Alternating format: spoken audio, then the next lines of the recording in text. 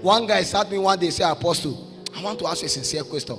I've been praying, my life is not changing. I say, somebody own is changing. He say, really? I say, yes.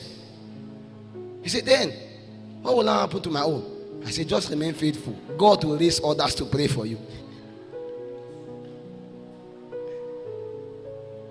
See, when you are selfless, it will take a time. God will send people to you. You don't believe what I'm telling you. If you continually remain selfless as an intercessor, God will open doors for you. Whether in your business, whether in your school, whether in anything you do. Although sometimes it may not come the time you want it, that's the truth, but it will come. The blessings of an intercessor sometimes get delayed, but it comes as an abundance, as an overflow.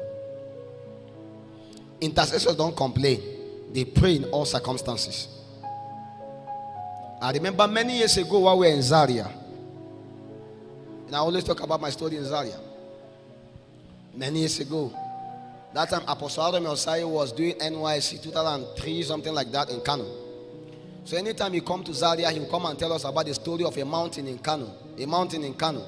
Say, what is all this about mountain? He said he used to compete with smokers and drunkards in that mountain, that they were praying together, and so the time came they compete for the territory and he drive them away.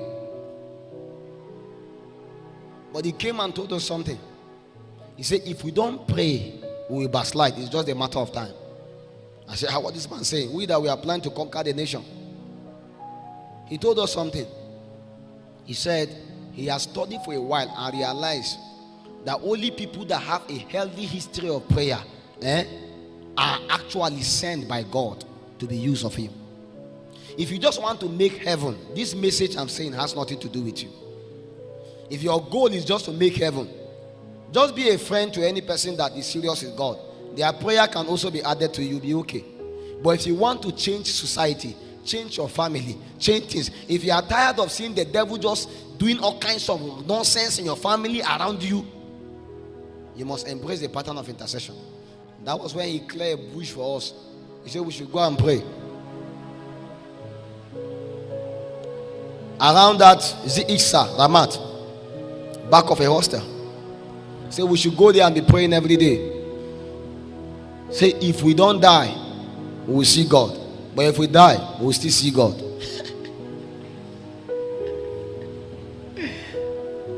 And he said when we add fasting to it, we will see God faster. What? You know student now, the passion and hunger in student. Anything you tell them to do, they will do. The next day, we are competing for space in that place. Do you know all those open field that students used to pray in school? Do you realize people don't used to last long in those kind of places? You go there, see, we were so many that went there. I don't want to call some people names, but we were so many. Many of them are mighty people now doing tremendous things. See, let me tell you, as I'm talking to you, I will begin to pray and we begin to intercede every day continually. We saw things begin to change in our lives. We begin to have angelic encounters, visitations of spirit, dimensions being unlocked. Those times we can literally be walking like this. Somebody will pass by you and the person will go down. Have you come to a point where you feel so anointed that every part of you carry the anointing? Prayer will bring you to that realm naturally. I'm not talking about this prayer we do like a joke. This is say intentional intercession, that you are consistent praying every day for no just reason. You become so mighty. Those are times of what we call formational building, where God is forming something inside of you. Those times when you pray, you literally feel as if fire is burning within you. You feel oil. Sometimes they used to pack people that are under the anointing and bring them back to the hostel. Those times, even when you are sleeping in your room, when that time of prayer reach, you don't even know when you begin to move. You just find yourself in that prayer place. But that thing I realized was just a season. Because the season came, everything faded away. We went there, you can just follow 2, 3, 4 of us. But I'm telling you the truth, I have never seen anyone that God used that does not have a healthy history of intercession, a long time of prayer. And that's why when we tell you we want to go to mountain, we just came back from mountain. Many of you did not go. Well, but we are not the same. That's why we can never be the same. We can't be the same. There are levels, and you can increase in the measure. Because I know at home he didn't pray. They didn't pray at home. Did they pray at home? You must be able to be discomforted for you to pray. Nobody pray in comfort. I tell you this as a man that has prayed. There is a level of comfort that kills your prayer life. You won't believe me. You must have a healthy discipline to pray. And for you to have that discipline, sometimes you need to create an environment, an ecosystem that take comfort far away. That's why people have an altar.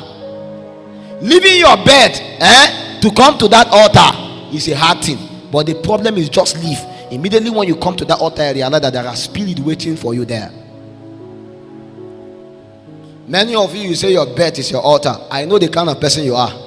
A lazy believer. Lazy. I hope the worship team are not like that.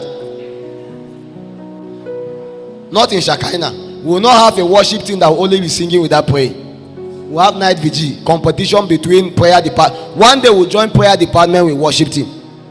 Because I realize that prayer and worship are the same, different side of the same coin. Just that when you turn this side, you see a different face. This side, a different face. But all of them are carrying one coin, one coin.